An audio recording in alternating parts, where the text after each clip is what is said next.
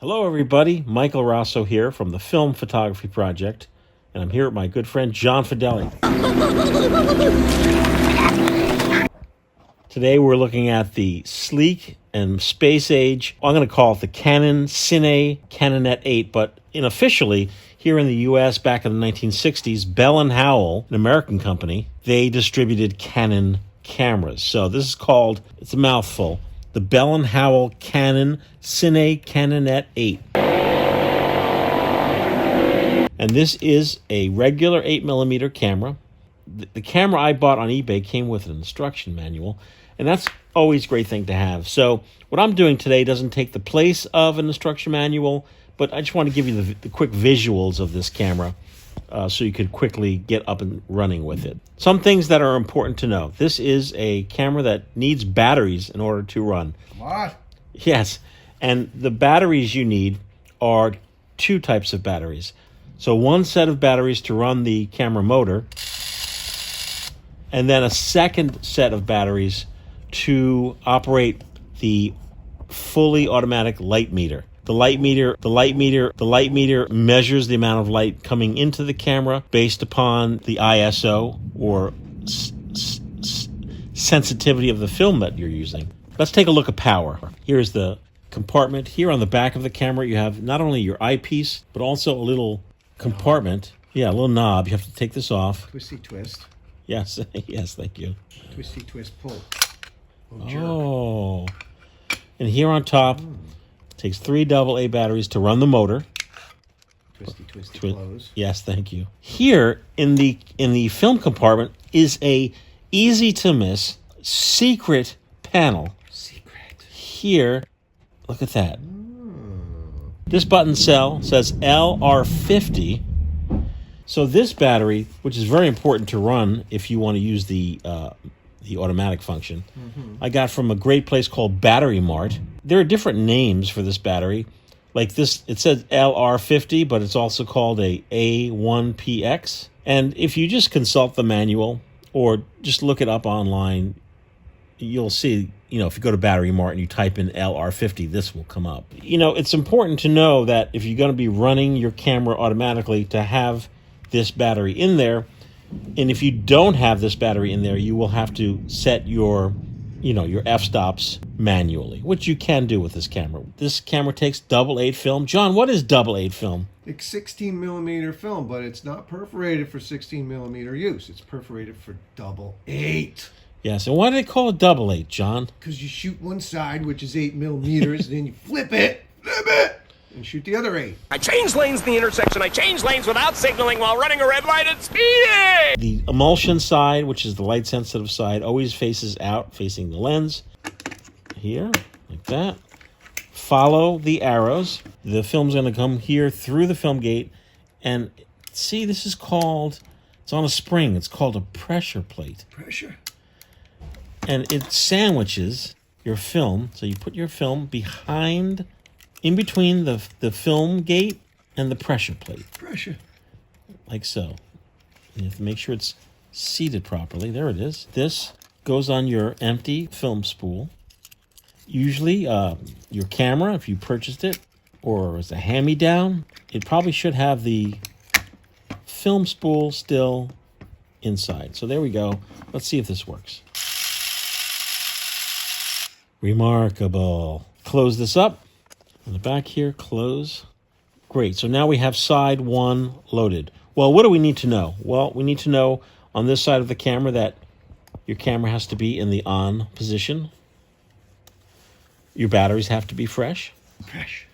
Here is your options of frames per second. So number of frames per second is how fast it runs through your camera.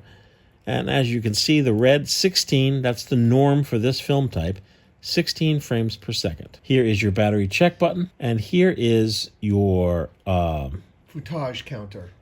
Known here in the US as footage counter. On your back, you have your eyepiece, and this is what's known as a reflex camera, which is a beautiful thing, which means when you're looking through this eyepiece, you're actually looking through the camera lens, which means that when you're looking through your lens, you could focus on your subject. This camera also has a zoom lens, as you can see, 10 millimeter, which is kind of on the wide side.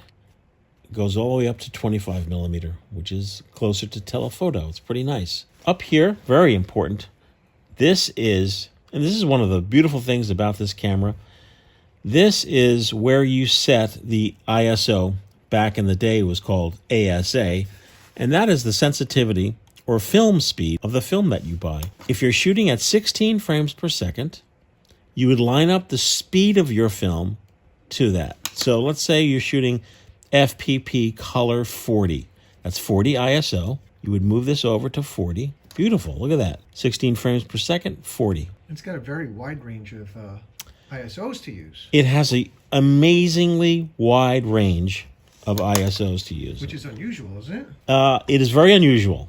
That's what makes this camera a real keeper, in my opinion. If you're shooting like the limited FPP Sepia 10, you would dial this to 10. Nice. Look at that.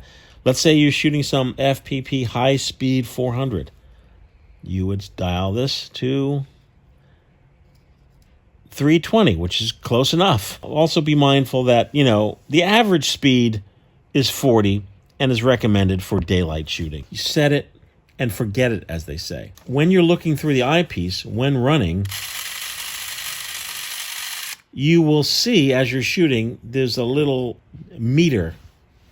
You can see that it's automatically setting your f-stop. Let's say you don't have the battery for your light meter, which is in the film compartment.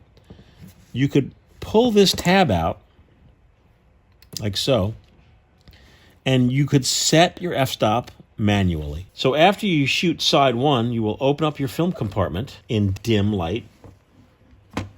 And now your job is to swap out the reels. You would take your take-up spool, which now has your film on it. You will flip it, and you will take your spool that used to have your film on it, and that will become the take-up spool, and you will flip it, and then you will reload your camera all over again, following the arrow. This is a fairly easy camera to load. You pull back on the pressure plate. Give enough film so that you can get it onto your take-up spool. Put the film behind the pressure plate. Make sure it's in there good, properly. Now you will put this, oh boy. Now you put the film on your film spool. Wow. It practically loaded itself. Let's see if that worked. Whoa! You will close up your camera. Try to avoid opening this up while you're shooting, or, don't open this up to check your film. That will expose your film. And that's really it. You will now shoot side two. I followed too closely. I ran a stop sign. I almost hit a Chevy. I sped some more. I failed to yield at a crosswalk. And when side two is done, you will unload the camera. And now your film is nice and neat back on the original spool. Remember to do this in dim light. Take your full spools ready for development, hopefully sending it to the film photography project. You put it in the tin or black bag that it came with and send it off to the lab so you can get your pictures back, as they say. Pictures. It's a sleek, affordable, very well-made camera that's easy to shoot, easy to use, and makes amazing pictures. So there's really not much more that I could say. Go get one. Yes, go get one on eBay. That's it. Here's some footage I shot with a Bell Howell Canon Canonet 8. Quite a mouthful. And we'll see you next time.